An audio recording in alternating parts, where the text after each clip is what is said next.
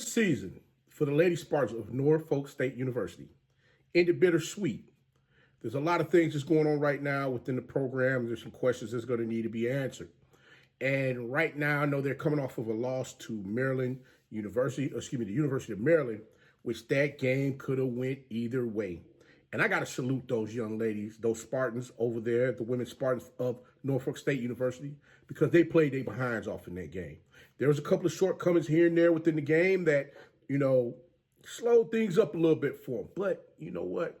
You got a fan in me. You better believe that. Oh, you got a fan in Coach Walker. You better believe that. But guys, we're going to talk about exactly what all took place in this game, what all is going on with the program. We're going to get into all of that right after this.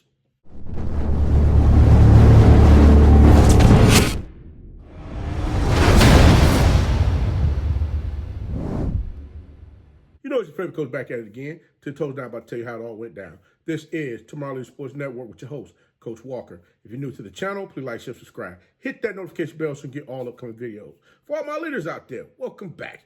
Y'all know the drill. Y'all know the routine. If you haven't done so already, please like, comment, and share these videos. And tap me in the friend to tell them to come on in. It's never positive vibes. We're just having a good time talking about HBCU sports. And don't forget, you can follow us on all social media platforms. The links are listed down below in the description. So without further ado, we're going to go ahead and jump on in this thing. Because they're like, Coach, what's your takes on all this? What's your take on all this? Listen, I'm going to be honest with you. I'm starting to dig the flow of the women's basketball game a little bit more than the males basketball games. And I'm going to tell you why. Especially now watching March Madness, I got to be honest with you. And not only that, but I saw it a little bit of it during the season as well. I've been watching, women's basketball for a little while now, and I've definitely become a fan. But I'm looking at just how the teams that are out here really putting it together. They're doing it on the defensive end. It's like everybody's on a string as far as how everyone is moving around on the field. You hear the talking going on out there on the court. The men's game, you don't really hear that much talking going on from time to time. You more so hear the coaches jumping up and down, yelling and screaming, trying to get the athletes to get their minds focused on the task at hand, which is getting that ball, moving it down the court, and scoring points. But these women, man, it's like it comes easy for them. And I'm just sitting there looking like, wow. I'm like, look at how these young ladies get after it. And one thing I got to say, looking at the game Saturday between Maryland University and Norfolk State University, those ladies had the women therapists' backs up against the wall. At halftime, man, they get ready to come back out in this game. I was like, it's getting ready to happen. Oh, it's getting ready to happen. And lo and behold, things did turn out that way. I mean, in the second half, in the third quarter, you had Maryland went to the line too many times in that third quarter. And a couple of those I do question. I'm looking at a couple of the lady Spartans that ended up in foul trouble. I think they had two or three players that was in foul trouble, and you had only one for Maryland, which, I ain't gonna go that road with it, but I'm just saying. But that three-point shot just wasn't there for the ladies in the game. They fought hard in that game to make sure they left an everlasting impression on the fans that they currently have and the new fans that's coming in now that's loving what they're seeing with the program.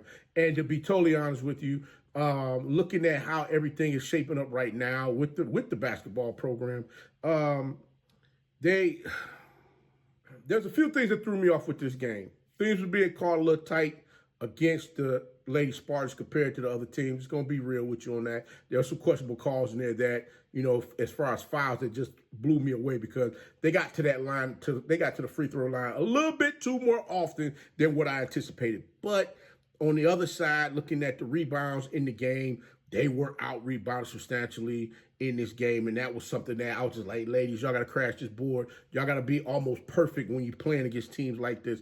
But looking at the fight in the Lady Spartans, they fought like Spartans out there on that field. Oh, excuse me, I'm about to say field. They fought like Spartans out there on that court, letting them know, listen, you play up against us, you're going to be you're going to get a dog fight out here on this court. And that's what them ladies gave. That's what those ladies gave in that game. But one thing I got to be honest with you, apart from the ladies, coming up short in that game, now they have to deal with what's going to happen as far as with their head coach. It has been announced that Larry Vickers is moving on to the University of Auburn. And what really got me with this, with him leaving, was the fact that This man lived, eats, drink, slept Norfolk State basketball. Started out as a walk-on. And you know, there's a lot of phenoms out here that coach sports, but never really played the game. He's one of them. He didn't play high school basketball at all. He walked on at Norfolk State University. Became he was on the men's coaching staff, and from there he worked his way up and he moved over and started coaching the ladies. And I'm sitting there and I'm looking at this man. I said, man, you know what? The one thing that I believe he took from all of that was development. He understood player development, understanding how to deal with players in the manner which he needs to get the most out of them. And I think that's something that bodes well as far as with the Spartans women basketball program because of how they've been able to win over the years. I mean, this man built the program with 9 as the head coach, 10 as been with the program 10 seasons, 9 as the head women's basketball coach. And I mean, when you're walking up out of there with a record of 177 and 99, and you 97 and 41 in MEAC play, come on, man, this coach got to be doing something right. I mean, championships after championships, multiple coaches of the year. I mean, multiple MEAC regular season championships. I mean, got to give his man his props as far as what he's been able to do. And excuse me, Coach Vickers for saying man, but give Coach Vickers his props as far as what he's been able to do in this game. And just looking from the outside looking in, I'm like, dang, another good one's ready to move on. And I mean, it's to be expected. I mean, listen. I'm not here to bash nobody as far as coach moving on because this is something that we're going to see happen with coaches from here on out. With the landscape of college sports right now, it has changed in the manner in which now you have programs, college sports programs, they're looking to get the best coaches out there to bring them in to develop the athletes as well as build a program that's going to be in contention to win. And that is something that Coach Vickers has shown he's been able to do time and time again. So salute Coach Vickers as far as with him deciding to take his talents and leave Norfolk State somewhere that, I mean, he went to college there. He walked on as a men's basketball coach there. He coached men's basketball there. And then he go over and coach on the women's side, and he's winning championships, conference championships. Take these ladies to 3 consecutive NCAA tournament berths. Come on, guys. You got to salute this coach for what he's been able to do. And now he's going to go over to Auburn, which I think they had a winning season, was it 2 seasons ago, but they have not had that breakthrough as far as, you know, bringing the athletes in there for them to get trained up and do the things that they need to do. Not only that, but you got to look at what he's been able to do as far as with building his teams. He's been able to develop the athletes, recruit the athletes. He's doing everything that he needs to do.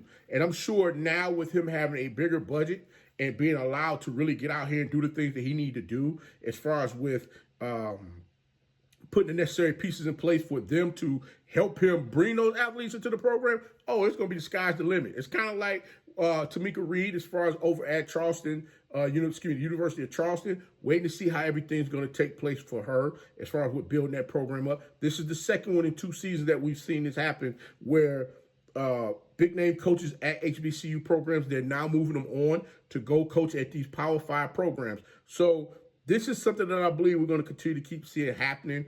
I know a lot of folks out there probably like, man, what about the money? What about this? What about that? I'll be honest, guys, even with the financial stability, just having the opportunity to do something different, to challenge yourself as a coach as far as wanting to go somewhere different, to try something different. I think that is something that Coach Vickers probably looked at in the end and said, you know what, I think I might want to go ahead and move on. Yes, there's going to be some young ladies that's going to be upset as far as with him making that change. I mean, heck, I know I'm not even on the team and I'm upset that he decided to move on. And it's to be understood. You got to understand that.